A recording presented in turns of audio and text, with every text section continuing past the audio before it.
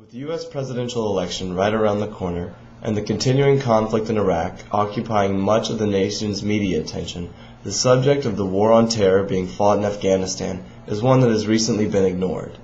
This video will summarize both presidential candidates' views on past involvement of American troops in Afghanistan and provide their plans on what still remains to be done. With over 30,000 American troops currently serving in Afghanistan, and the country being considered the central front in the war against terrorism, the necessity of the nation's political stability cannot be overstressed. However, both Barack Obama and John McCain agree that things have not been going well. Senator Obama had this to say in a July press conference. The situation in Afghanistan has deteriorated. June was our highest casualty month of the war.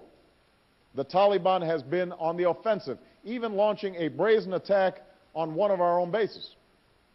In a speech that same month, Senator McCain echoed Obama in saying that the current administration's policies have not been successful. The status quo is not acceptable. Security in Afghanistan has deteriorated, and our enemies are on the offensive.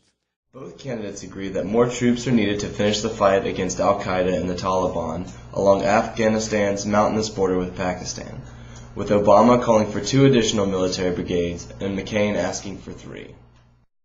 It is on the issue of where these additional troops should come from that the candidates start to disagree.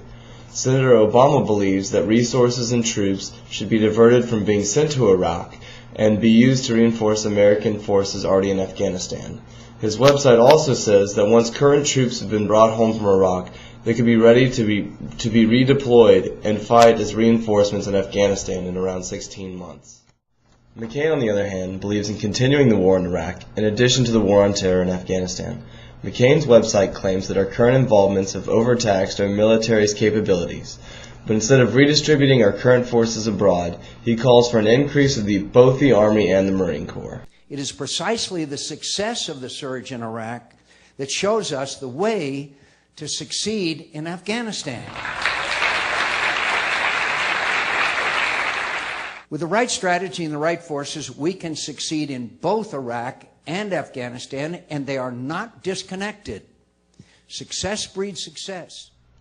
In addition to more troops, both Senators Obama and Biden are calling for other means to fight the war on terror. I called over a year ago for additional U.S. troops to be placed in Afghanistan, as well as more non-military assistance and more support from our NATO allies. The next President of the United States will have to rally the American people and the world to fight them over there unless we want to fight them over here.